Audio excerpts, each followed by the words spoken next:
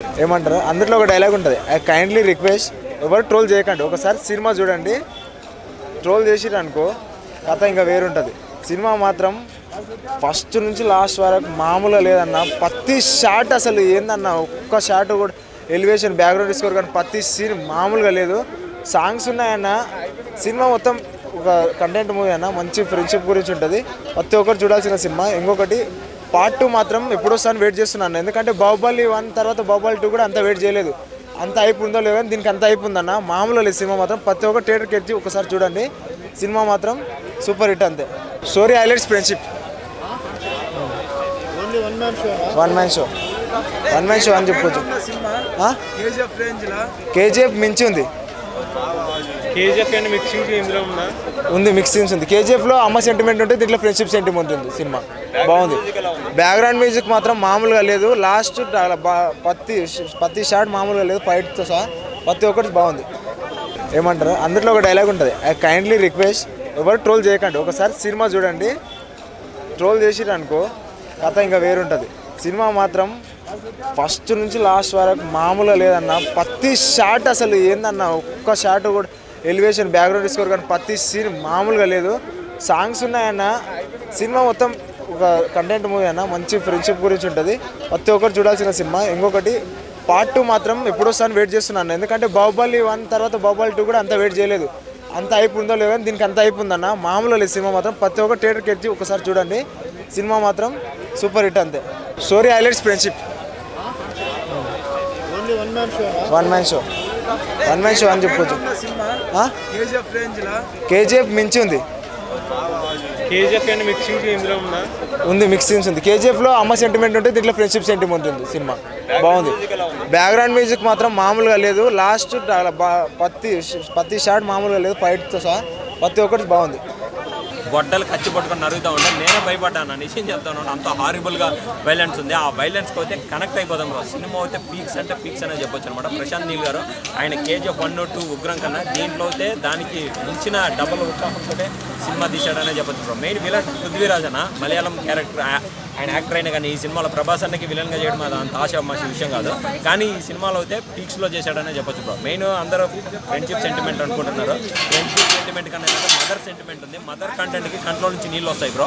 అదైతే చాలా ఎమోషనల్గా ఉంది బ్రో. సినిమా అయితే ఓవరాల్గా చూడండి, మీకు ఖచ్చితంగా నచ్చుతుంది అనమాట. మనకి ఫస్ట్ హాఫ్లో అంతా అన్న ప్రభాస్ అన్న మెకానిక్ ఈ పెట్టుకుంటాడు, డైలాగ్ ఉంటుంది, అరే రేంజ్లు స్క్రూ డ్రైవర్లు పెట్టుకున్నారు, వీళ్ళేం ఫైట్లు చేస్తారని ఇవి తీసి పక్కలోకి వచ్చి దిగుతాడు అనమాట. అప్పుడు ఉత్సాహ పోసుకుంటాడు అప్పుడు కూడా. అట్టుంది సినిమా అయితే. కేసీపీడీ ర్యాంప్ అనే చెప్పొచ్చు బ్రో. సినిమా అయితే వేరే లెవెల్. గొడ్డలు ఖర్చు పట్టుకొని నరుగుతూ ఉంటాను. నేనే భయపడ్డాను, నిశ్చయం చెప్తాను. అంత హారిబుల్గా వైలెన్స్ ఉంది. ఆ వైలెన్స్కి అయితే కనెక్ట్ అయిపోదాం బ్రో. సినిమా అయితే పీక్స్ అంటే పీక్స్ అనే చెప్పొచ్చు అనమాట. ప్రశాంత్ నీల్ గారు ఆయన కేజీఎఫ్ 1, 2 ఉగ్రం కన్నా దీంట్లో అయితే దానికి మించిన డబుల్ ఉత్సాహంతో సినిమా తీశాడనే చెప్పొచ్చు బ్రో. మెయిన్ విలన్ పృథ్వీరాజ్ అన్న, మలయాళం క్యారెక్టర్. ఆయన యాక్టర్ అయినా కానీ ఈ సినిమాలో ప్రభాస్ అన్నకి విలన్గా చేయడం అది అంత ఆశామాషి విషయం కాదు, కానీ ఈ సినిమాలో అయితే పీక్స్లో చేశాడనే చెప్పొచ్చు బ్రో. మెయిన్ అందరూ ఫ్రెండ్షిప్ సెంటిమెంట్ అనుకుంటున్నారు. ఫ్రెండ్షిప్ సెంటిమెంట్ కన్నా మదర్ సెంటిమెంట్ ఉంది. మదర్ కంటెంట్కి కంట్లో నుంచి నీళ్ళు వస్తాయి బ్రో. అదైతే చాలా ఎమోషనల్గా ఉంది బ్రో. సినిమా అయితే ఓవరాల్గా చూడండి, మీకు ఖచ్చితంగా నచ్చుతుంది అనమాట. మనకి ఫస్ట్ హాఫ్లో అంతా అన్న ప్రభాస్ అన్న మెకానిక్ ఈ పెట్టుకుంటాడు, డైలాగ్ ఉంటుంది, అరే రేంజ్లు స్క్రూ డ్రైవర్లు పెట్టుకున్నారు, వీళ్ళేం ఫైట్లు చేస్తారని ఇవి తీసి పక్కలోకి వచ్చి దిగుతాడు అనమాట. అప్పుడు ఉత్సాహ పోసుకుంటాడు అప్పుడు కూడా. అట్టుంది సినిమా అయితే. కేసీపీడీ ర్యాంప్ అనే చెప్పొచ్చు బ్రో. సినిమా అయితే వేరే లెవెల్. అన్న సినిమా ఏం చెప్తామన్నా, ఇచ్చి పడేసిన సల్లార్ సినిమా మాత్రం సూపర్ ఉందన్న. అసలు మన సినిమా ఊహించుకోలేమని అంత బ్లాక్ బస్టర్ ఉన్న సినిమా మాత్రం. అసలు ప్రభాస్ కెరియర్ అది పెద్ద మూవీ అన్న చెప్తున్నా కదా. ఇది ఎందుకంటే మనం సినిమా ఇది ఎక్కడి నుంచి వచ్చింది తెలియదు, కానీ సల్లార్ అని తీసుకొచ్చిన డైరెక్టర్ గారు ఆ సినిమా మాత్రం ప్రభాస్ అన్న కోసమే సృష్టించినట్టుందన్న. కథ కూడా డిజైన్ కూడా అట్లా చేసిండు, చాలా బాగుంది. అంటే ప్రతి సీన్స్ అన్న ఒక లెవెల్ ఉందన్న. ప్రతి సీన్ నువ్వు ఎంజాయ్ చేస్తావు, నీకు ఎక్కడ బోర్ అనేది ఉండదన్న. చెప్తున్నా కదా, ఎంజాయ్ చేస్తావు, ప్రతి సీన్ ఎంజాయ్ చేస్తావు.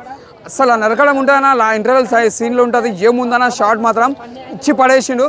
ఒక్కొక్క సీన్ చూస్తుంటే అసలు మైండ్ బ్లో. ఒకరు చెప్పాలంటే మన ఫ్రెండ్షిప్ కోసం ఉందన్న, దోస్తుల కోసం. ఫస్ట్ సాంగ్ ఉంటుందన్న, ఆ సాంగ్ మాత్రం చూస్తే మాత్రం ఏడుస్తారన్న. ఆ సాంగ్ చూస్తే అంత బాగుందన్న. ఫ్రెండ్షిప్ కోసం చాలా బాగుంది, డిఫరెంట్గా ఉంది. కథ కూడా డిఫరెంట్గా ఉంది, స్టోరీ కూడా డిఫరెంట్ ఉంది. ఒకటి శృతి హాసన్ ఇలా పెట్టిరు, కాకపోతే అంటే ఈ కథ తగ్గట్టు స్టోరీని తగ్గట్టు పెట్టిరామని ఎక్కువ యూజ్ చేయలేరు. మెయిన్ ప్రభాస్ అన్న మన విలన్స్ వీళ్ళందరినీ బాగా చూపించిండు. కథ మాత్రం దమ్ము ఉంది. సినిమా మాత్రం ఒక రేంజ్లో ఉన్నది. సినిమా మాత్రం హ్యాట్స్ ఆఫ్ చెప్పాలి. ప్రతి సీను, ప్రతి మ్యూజిక్, ప్రతి క్యారెక్టర్ ఇచ్చి పడేసిండు అన్న. సినిమా మాత్రం సూపర్ ఉంది. చూస్తున్నాం జనం ఎంత ఎంజాయ్ చేస్తున్నాం, సినిమా చూసినాం అంతా ఫుల్ ఎంజాయ్ చేస్తున్నాం. సూపర్ ఉంది, సూపర్ సూపర్ సూపర్. సలార్ మీకు ఒక సింపుల్గా చెప్తాను, ఎక్కువ ల్యాగ్ చేయను. ఏదంటే ఇప్పుడు మనం ఇండియన్ ఫిలిం ఇండస్ట్రీలో ఎన్నో hit, super hit, blockbuster, double blockbuster, pan India hit, pan India blockbuster, these are very dangerous. But not in Khansaar kingdom, because in that Khansaar kingdom biggest dinosaur is there. He is a box office bulldozer, box office dinosaur, box office tufan. At a time 1000 వాళ్ళ పేస్తే ఎలా sound వస్తుందో ఆ sound ప్రపంచానికి వినిపించేటట్లు చేశాడు. ఇలాంటి violence మూవీని నేను ఇంతవరకు చూడనే లేదు, ఇంత తట్టుకోవడం నా వల్లే కావలేదు డైహార్డ్ ఫ్యాన్స్కి. అలాంటి నార్మల్ ప్రేక్షకులకి ఇలాంటి ఎలివేషన్ ఇచ్చి పడేస్తే తట్టుకోలేము. అంత వైలెన్స్, అంత ఎలివేషన్ ఇచ్చి పడేశాడు భయ్య. ప్రశాంత్ నీల్ అంటే ఎలివేషన్ కా బాబు అంటే ప్రశాంత్ నీల్ ఆ విధంగా ఇచ్చి పడేశాడు.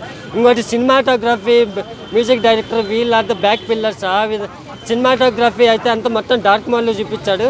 కానీ సలార్కి దీనికి డిఫరెంట్ సినిమాటో అంటే సేమ్ యాంగిల్లో చూపించుకొని డిఫరెంట్ మోడ్లోనే కనిపించింది. ఆ ఎలివేషన్స్ చూసా అసలు ప్రభాస్ డబుల్ కట్అవుట్ చూపించాడు.